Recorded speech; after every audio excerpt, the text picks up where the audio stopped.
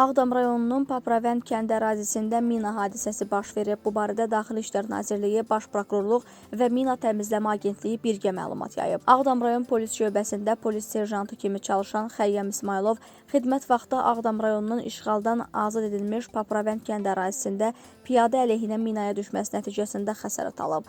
Zərər çəkmiş 1988-ci il təvəllüdlü Xəyyam sağ ayaq pəncəsinin travmatik amputasiyası diaqnozu təyin edilib və cərrahi əməliyyat edilib.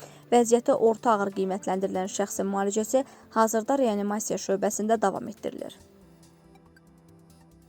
Bakıda piyadanın ölümü ilə nəticələnən yol qəzası baş verib. Hadisə metronun Koroğlu stansiyasının qarşısında qeydə alınıb. Belə ki, Toyota Prius markalı avtomobili 24 yaşlı Ceyhun Səxavətoğlu Abbasovu vurub. Gənc oğlan hadisə yerində ölüb.